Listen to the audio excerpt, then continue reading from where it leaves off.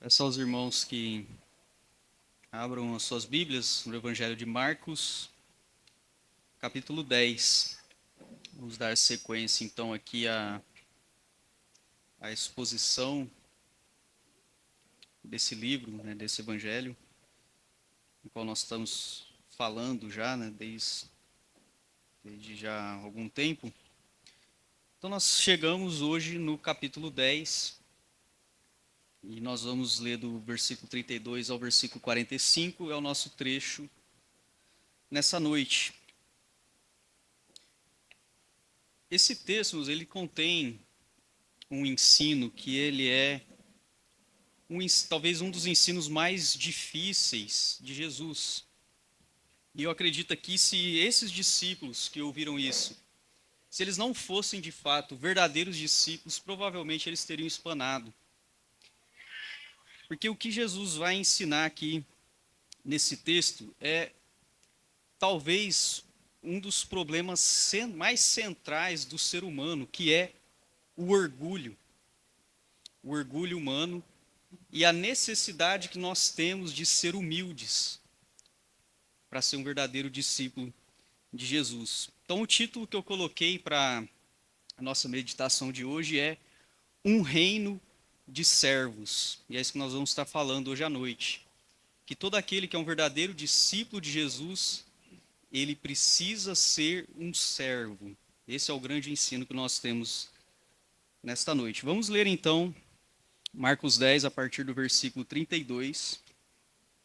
Nos diz o seguinte: Eles estavam subindo para Jerusalém e Jesus ia à frente.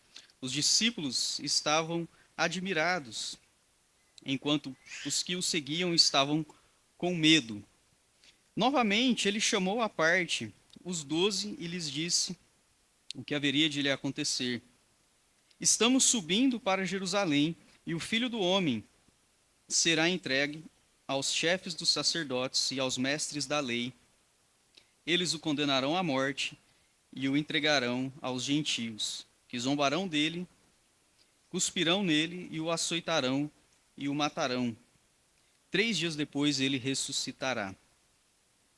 Nisso, Tiago e João, filhos de Zebedeu, aproximaram-se dele e disseram: Mestre, queremos que nos faça o que vamos te pedir. O que vocês querem que eu lhes faça? Perguntou ele.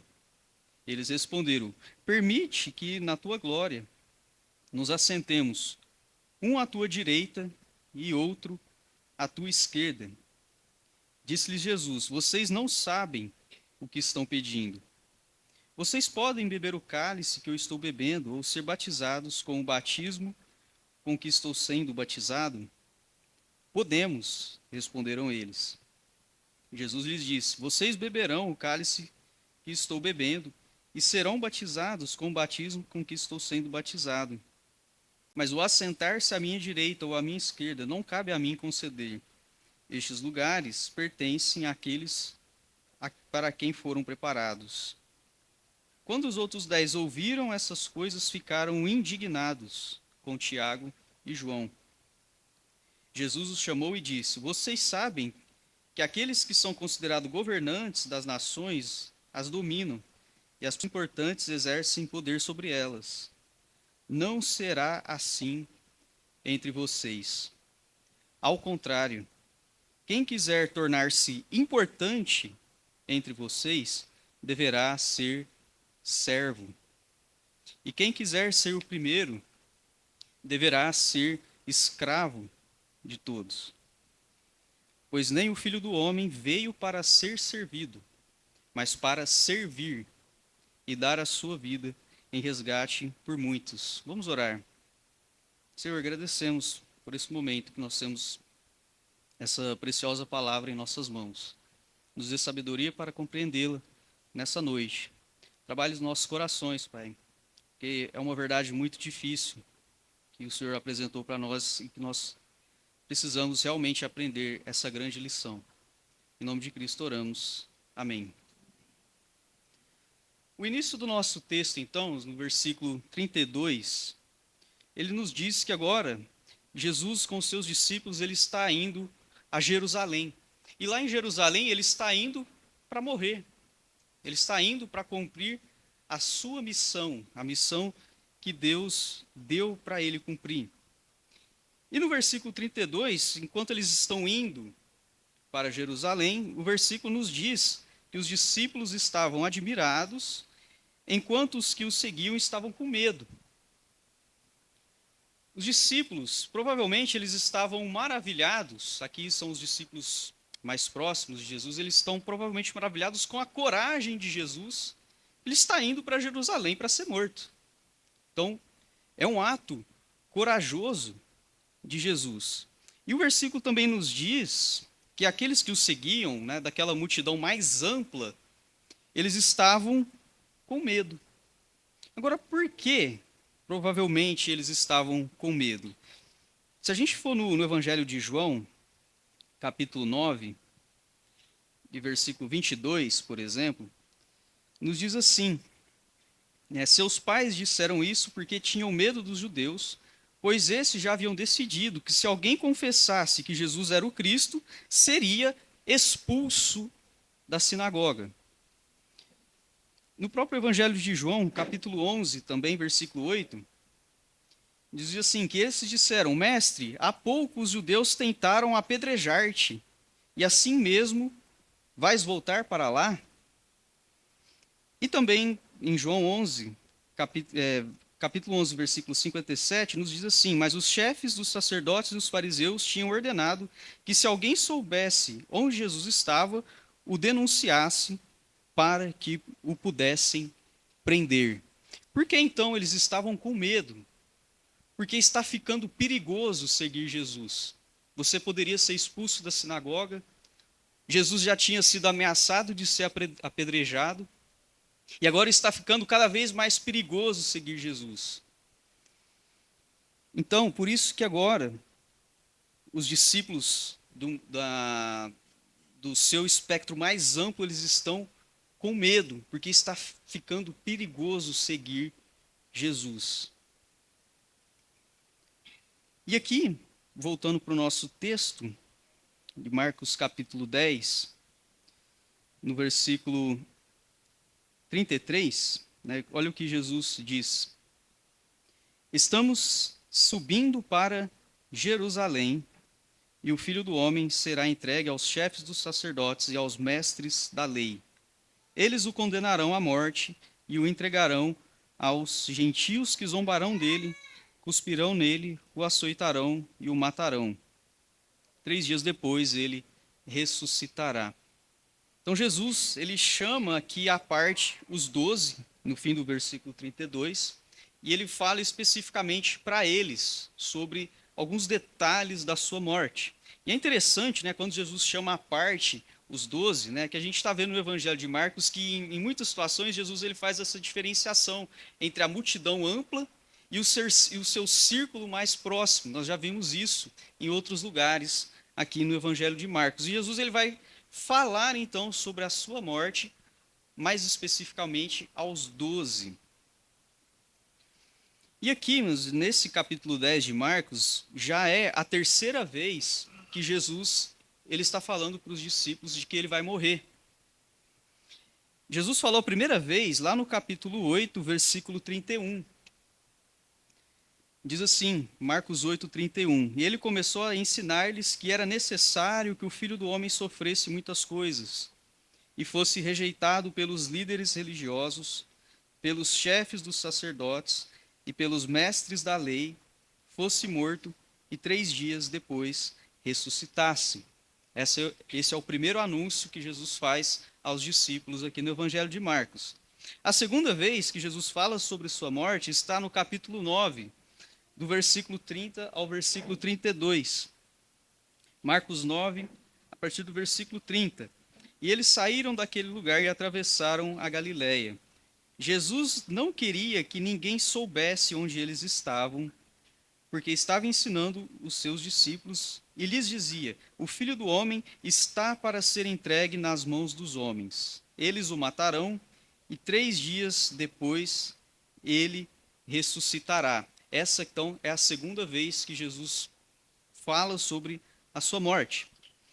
E um ponto muito interessante é o que diz aqui no versículo 32, que nos diz assim: mas eles não entendiam o que ele queria dizer e tinham medo de perguntar-lhe. Então a gente percebe que quando Jesus falava sobre a sua necessidade de morrer, os discípulos tinham uma dificuldade muito grande em aceitar isso, né? Mas como assim o Messias morrer? Era algo que não fazia sentido na cabeça deles.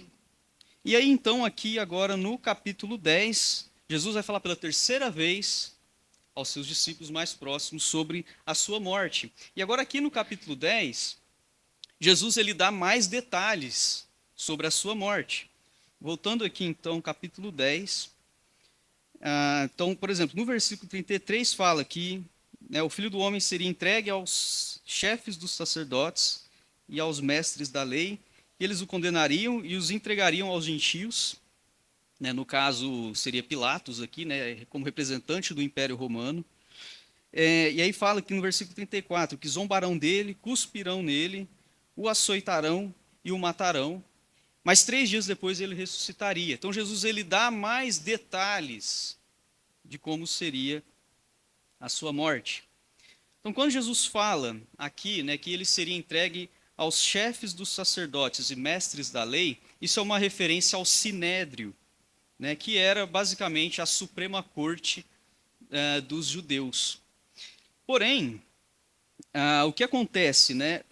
Os romanos, que era o Império Romano controlava aquela região na época de Jesus, eles não permitiam os judeus executarem a pena de morte. Por isso que Jesus fala que ele seria entregue aos gentios e ele seria morto pela mão dos gentios, no caso aqui, através de Pilatos, né, como representante do Império Romano. Então Jesus ele está falando aos seus discípulos sobre a sua obra final, com vários detalhes. E aí chega no versículo 37, Tiago e João aparecem, e no meio desse contexto todo eles fazem um pedido para Jesus.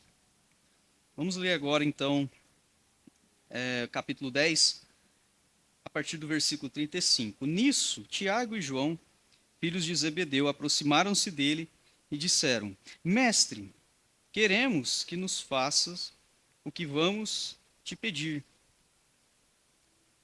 E aí Jesus diz, né, o que vocês querem que eu lhes faça? Perguntou ele.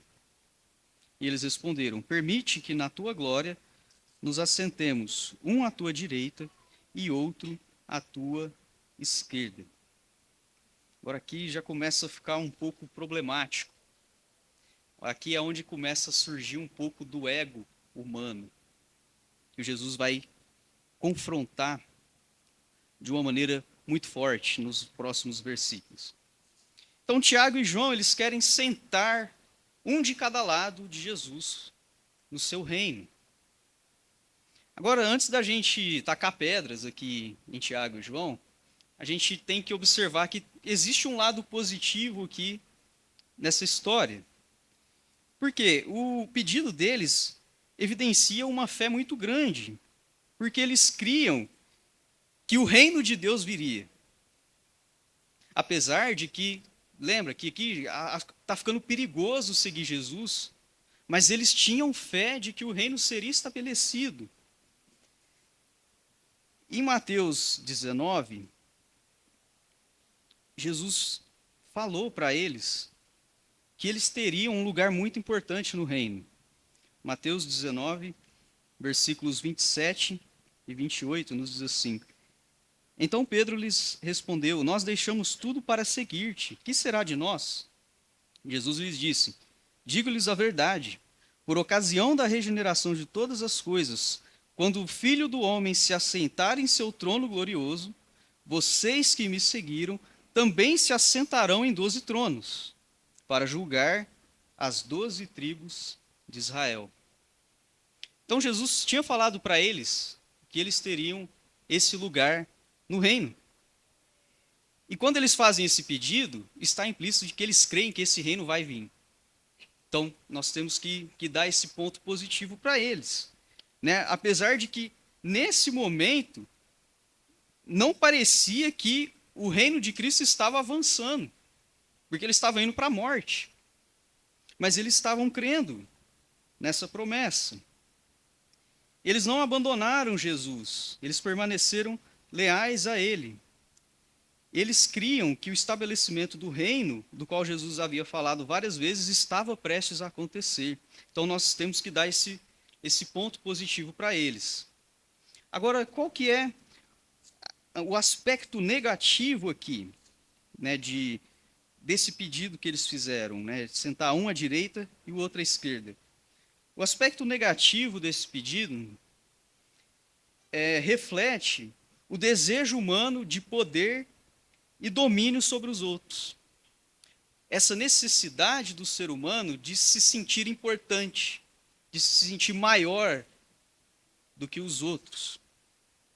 Isso revela para nós um coração que ainda precisava ser trabalhado pela graça. O Evangelho de Marcos, ele é um evangelho muito interessante, né, porque até o pastor já comentou isso para nós, de que é um evangelho que mostra muitas falhas dos discípulos. E aqui está mais uma delas. Né, os discípulos aqui, eles falharam em aprender uma lição central do evangelho, que é a humildade e a atitude de servo. E Jesus já tinha ensinado isso no capítulo 9. Se a gente voltar aqui no capítulo 9, versículo 33, há uma situação um pouco parecida. Que fala aqui no versículo 33, né, Jesus pergunta para eles o que eles estavam discutindo no caminho. E aí, versículo 34 vai falar que eles guardavam em silêncio porque eles estavam discutindo sobre quem era o maior.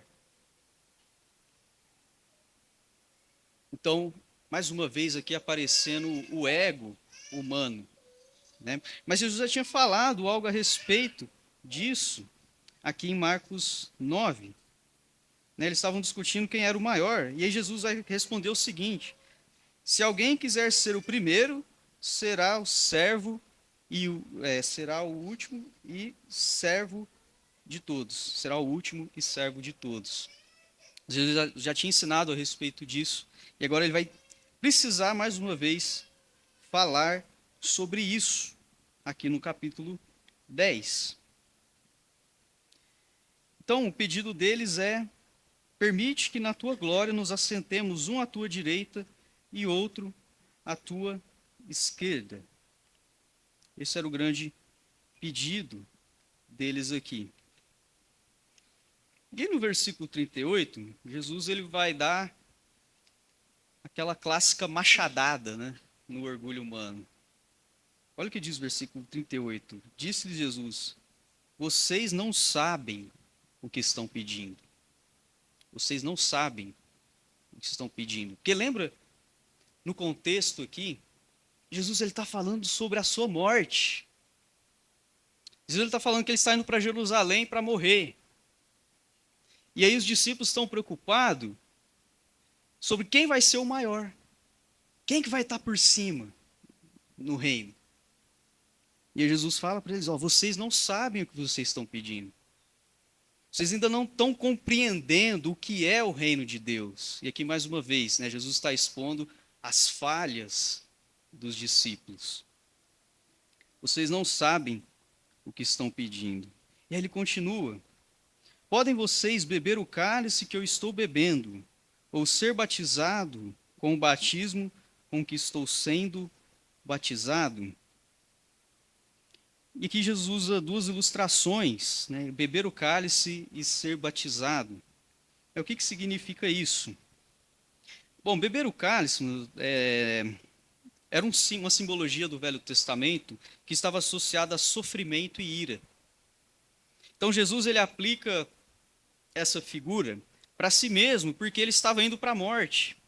E ele suportaria a ira e o juízo de Deus contra o pecado que Jesus tomaria no lugar dos pecadores.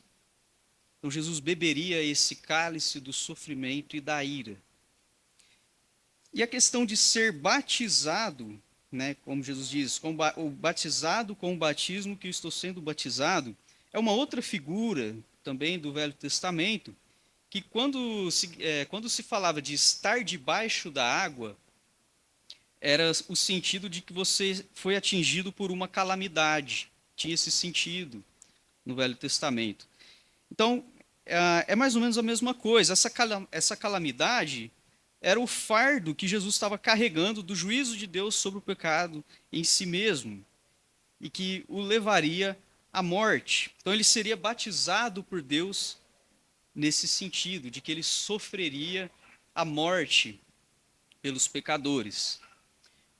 E eu gosto de como que o Hernandes Dias Lopes coloca no seu comentário sobre esse versículo, né, quando Jesus fala de beber o cálice e ser batizado, ele fala o seguinte, que o cálice ele aponta para a obediência ativa de Jesus. Jesus pegou o cálice para tomar.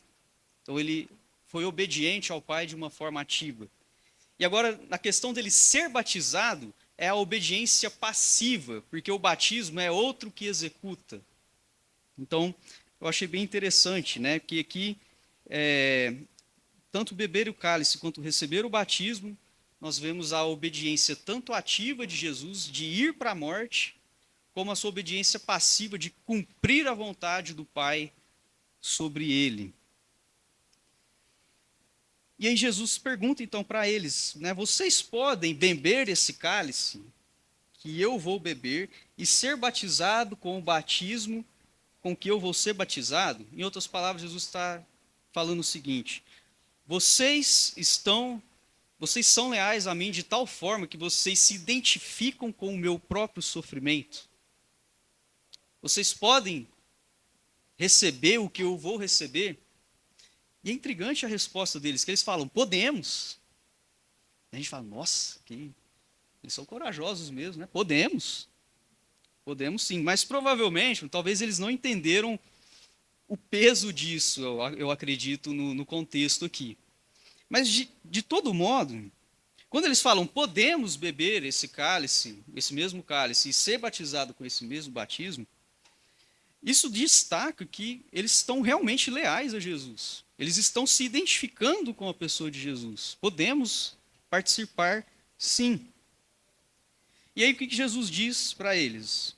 No versículo 39, vocês beberão o cálice que eu estou bebendo e serão batizados com o batismo com que estou sendo batizado. Então, Jesus está falando, ok, vocês vão sofrer da mesma forma que eu vou sofrer. E aqui, quando Jesus fala que vocês vão beber, ele está profetizando algo muito importante, tanto para Tiago quanto para João. Porque lá em Atos 12, versículo 2, Tiago ele é martirizado. E Apocalipse 1, 9, nos diz que João ele foi exilado na ilha de Patmos por causa do evangelho. Ele foi exilado na ilha de Patmos. Então, o que Jesus quer mostrar aqui para nós é que essa identificação com ele, esse pedido de glória que eles fizeram, também é um pedido para o sofrimento. É mais ou menos assim que Jesus está querendo dizer. Se vocês querem a glória, vocês também precisam participar do sofrimento, do beber o cálice e ser batizado com o batismo com que eu sou batizado. E é interessante, porque essa mensagem hoje, ela tem faltado dentro do evangelicalismo como um todo. Esse aspecto, né, do sofrimento por seguir a Jesus. Pouquíssimas pessoas estão falando sobre isso, que a glória que nós recebemos do reino, com ele também existe o sofrimento. E muitas vezes o sofrimento está sendo retirado dessa mensagem. E Jesus está querendo mostrar para esses discípulos que se eles querem ser realmente um participante do reino, eles precisam esperar pelo sofrimento. E tanto Tiago quanto João padeceram por causa dessa lealdade a Jesus. Então eles dizem que eles poderiam beber desse cálice e ser batizado com o mesmo batismo que Jesus foi batizado. E aí Jesus fala no versículo 40, ok, beleza, vocês vão também participar dos meus sofrimentos. Mas assentar-se à minha direita ou à minha esquerda, não cabe a mim conceder. Esses lugares pertencem àqueles para quem foram preparados. Então Jesus ele meio que desvia o assunto. Vocês não entenderam ainda aqui a grande lição. É o que ele vai agora explicar depois. Agora, no versículo 41, observa a reação dos outros 10 discípulos, né? Que a gente pega a pedra, não vão tacar a pedra aqui em Tiago e João, que eles querem ser os maiores no reino. Eles querem sentar ao lado de Jesus. Mas olha agora no versículo 41 a reação dos outros. Quando os outros 10 ouviram essas coisas, ficaram indignados com Tiago e João. Ficaram indignados. A atitude dos outros discípulos não foi melhor que a atitude de Tiago e João. Se Tiago e João queriam estar por cima, os demais não queriam estar por baixo. Ah, mas como assim? Né? Tiago e João vão estar lá na glória, um em cada lado de Jesus, e nós vamos estar por baixo? Olha aqui o orgulho humano, mais uma vez. Né? Tiago e João queriam o lugar de proeminência, mas os outros se recusavam a ficar abaixo deles. Mas como assim? Não, tá errado isso aí. A gente também é discípulo aí. Nós também somos discípulos. A gente não quer ficar por baixo. Ficaram indignados. Agora olha o que diz o versículo 42. Agora vai vir o grande ensino de Jesus, né, que vai frontalmente contra o orgulho humano aqui dos discípulos. Versículo 42, Jesus os chamou e disse: vocês sabem que aqueles que são considerados governantes das nações as dominam, e as pessoas importantes exercem poder sobre elas. E que Jesus então começa a falar sobre as relações de poder e autoridade que existem no mundo. Ele diz, né, aqueles que são governantes, eles dominam, né, eles governam sobre os outros. E as pessoas importantes exercem poder sobre elas. Então Jesus começou dando um exemplo, né, do como acontece no mundo, que existe de fato essa dominação, né, esse controle, essa autoridade de alguns poucos sobre vários. Agora o versículo 43, ele fala: não será assim entre vocês. Jesus falou, ó, aqui no mundo que vocês vivem, existe de fato essa relação de um estar acima do outro. Mas não vai ser assim no reino. Não será assim entre vocês. Ao contrário, quem quiser tornar-se importante entre vocês, deverá ser o quê? Servo.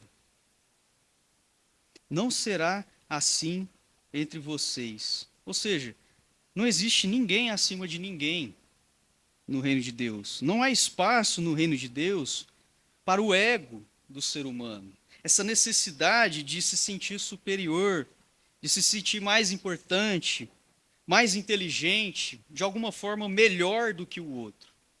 Jesus fala, vocês estão enganados, vocês não aprenderam ainda. Não existe isso no reino de Deus.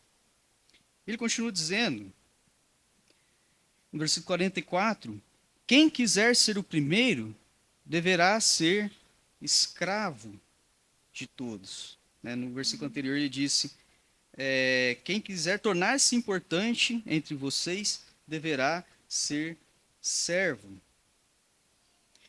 Essa é a grande lição que Jesus quer ensinar aqui para os discípulos, que qualquer discípulo de Jesus, ele não passa de um servo. Eu gosto muito de um grande teólogo chamado Hendrickson, que ele diz o que Jesus demonstra aqui é uma pirâmide invertida, em que a posição mais alta no reino, ela é ocupada por servos. Porque no nosso mundo, né, o servo é aquele que está lá embaixo na pirâmide. né? E os governantes estão aqui em cima. Então, por isso que Hendrickson fala que aqui nós temos uma pirâmide invertida, que quem é mais alto no reino, na verdade é o que está mais embaixo no reino dos homens, que é o servo. Então, o servo é esse é o que é o considerado mais alto no reino. E aqui, né, o termo grego que é usado é o termo diáconos, né, o servo. Aqui é aquele que realmente serve o próximo. Só que no versículo 44, ele fala: quem quiser ser o primeiro deverá ser escravo de todos, que é a palavra doulos, né, que é, naquela sociedade, o escravo de fato, que é o último ali da pirâmide social, é o que está mais por baixo. E Jesus está falando: se você quer ser grande no reino, começa por baixo, porque no reino é assim que funciona.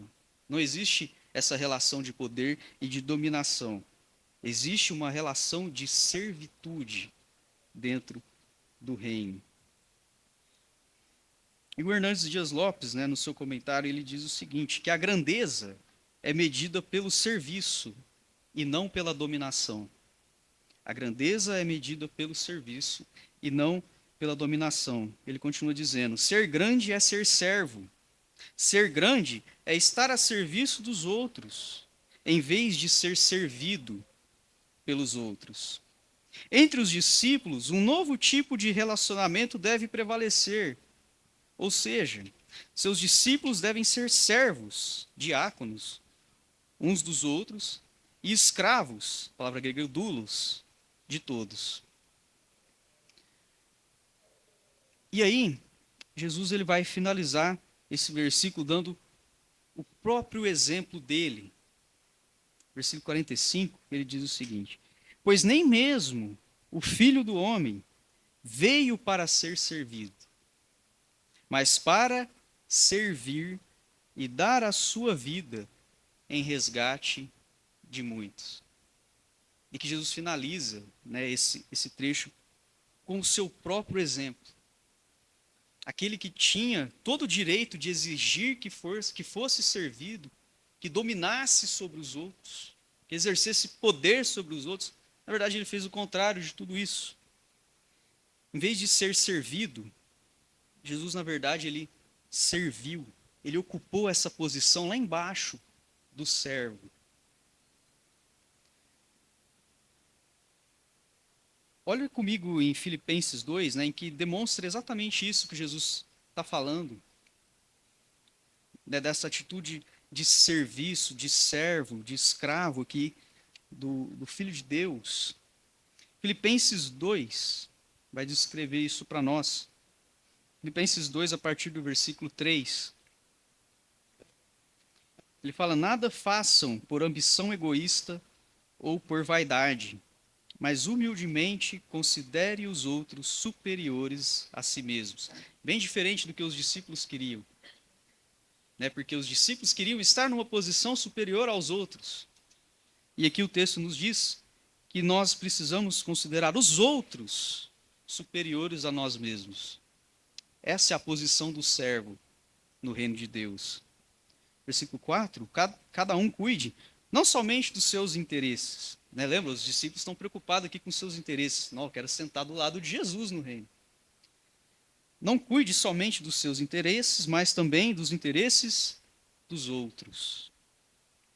Versículo 5, seja a atitude de vocês a mesma de Cristo Jesus. E agora ele vai dar o exemplo mais alto de humildade, né, e de serviço. Seja a atitude de vocês a mesma de Cristo Jesus, que embora sendo Deus, não considerou o ser igual a Deus, que era algo que ele devia se apegar. Ele era o próprio Deus, mas o versículo diz que ele não se apegou a isso.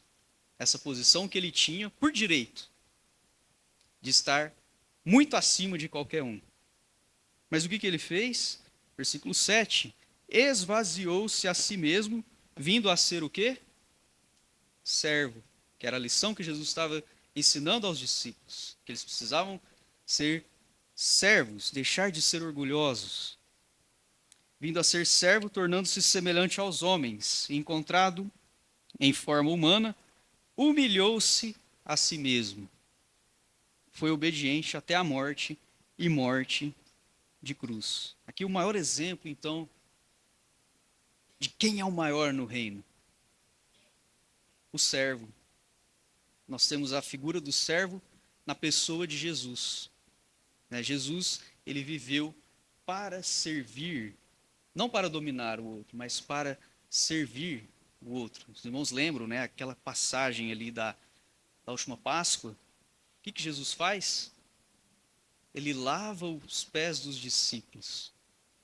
Uma grande atitude de que Jesus de fato era um servo.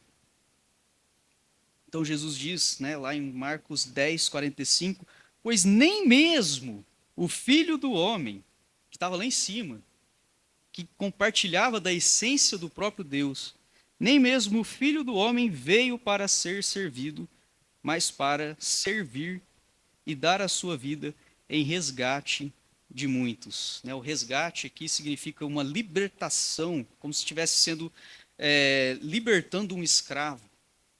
Essa é a obra de Jesus, libertar da servidão do pecado, resgatar pessoas dos seus próprios pecados.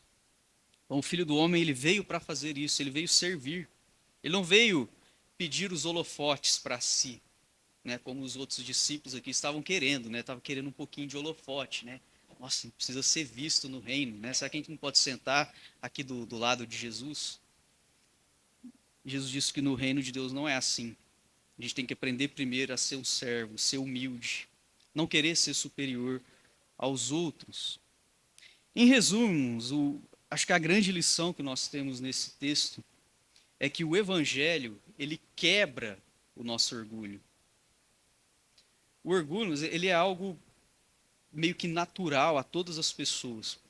Se você conversar com qualquer pessoa, você nota essa necessidade de ser vista, de ser importante, de ser reconhecida pelos outros. Isso é o orgulho humano. E no reino de Deus não há espaço para esse orgulho. Tiago 4,6 nos diz que Deus resiste aos orgulhosos, mas dá graça a quem? Os humildes. Deus dá graça aos humildes. Então, não há espaço nenhum para o orgulho dentro do reino de Deus. Porque o maior dentro do reino de Deus, como Jesus nos ensinou, é aquele que é humilde e que serve e se doa para o bem do próximo. Que grande lição nós temos aqui. É um ensino duro de Jesus, porque confronta aquilo que mais está lá no fundo, às vezes, dos nossos corações. Esse desejo de ser grande, de ser superior, de ser melhor do que o outro. Jesus, ele vai justamente naquele ponto ali dos discípulos, Tiago e João e os outros que se indignaram por causa desse pedido deles. Eu queria concluir, só para nós finalizarmos, com uma citação um pouquinho maior aqui que eu encontrei nas meditações dos evangelhos do J.C. Ryle, que é um pregador puritano, que eu acho que ele conseguiu resumir muito bem todo o ensino aqui do texto, desde Jesus indo para Jerusalém, falando sobre sua morte, até aqui esse pedido dos discípulos, por um status mais alto dentro do reino. Eu acho que ele conseguiu resumir muito bem aqui. Eu cortei alguns trechos, é um trecho bem longo, mas cortei alguns trechos em que ele consegue resumir muito bem toda essa passagem. Ele diz o seguinte: apesar de toda a sua fé, graça e amor para com Jesus, os discípulos não conheciam seus próprios corações, nem a natureza do caminho que tinham diante de si. Eles ainda sonhavam com coroas temporais e com recompensas terrenas. Existem muitos crentes autênticos que se assemelham a Tiago e João quando iniciam seu serviço para Cristo. Inclinamos-nos a esperar no presente muito mais alegria do que o Evangelho nos promete. Somos inclinados a esquecer a cruz e as tribulações, e a pensar exclusivamente na coroa.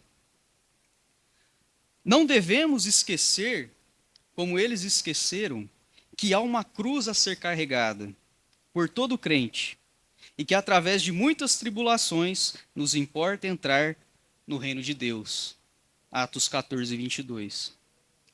Os outros apóstolos ficaram muito insatisfeitos com a atitude de Tiago e João por causa da petição que fizeram ao Senhor. A ambição e o amor à proeminência foram novamente estimulados diante da ideia de alguém ser colocado acima deles. Ora, nosso Senhor percebeu esses sentimentos e, como um médico sábio, imediatamente passou a aplicar a medicação corretiva. Ele lhes ensinou que as ideias que tinham acerca da grandeza pessoal estavam edificadas sobre o fundamento errado. Ele reiterou com grande ênfase a lição que já havia sido ministrada no capítulo anterior. Se alguém quer ser o primeiro, será o último e servo de todos. E apoiou tudo isso com o argumento avassalador de seu próprio exemplo, pois o Filho do Homem não veio para ser servido, mas para servir. E ele termina dizendo o seguinte: lembremo-nos dessas coisas, e enquanto tivermos tempo, façamos o bem a todos os homens e sejamos servos de todos, por amor a Cristo. Esforcemo-nos para deixar o mundo melhor, mais santo, mais feliz do que quando nascemos. E ele termina dizendo o seguinte, queria enfatizar essa última frase dele: uma vida gasta dessa maneira verdadeiramente se assemelha à vida de Cristo e traz o seu próprio galardão. Então, com isso, eu termino aqui. Acho que não tem mais nada para dizer, né? Acho que só cabe nós agora refletir e realmente assimilar esse grande ensino de que o reino não existe espaço para grandeza pessoal, para status, mas o reino de Jesus, ele é um reino composto de servos. E não vai ter promoção além disso. Nós temos que nos acostumar com isso. Nós estamos aqui para servir a Deus e servir o nosso próximo. É a grande lição que Jesus quis ensinar para esses discípulos. É isso então, uma boa noite a todos.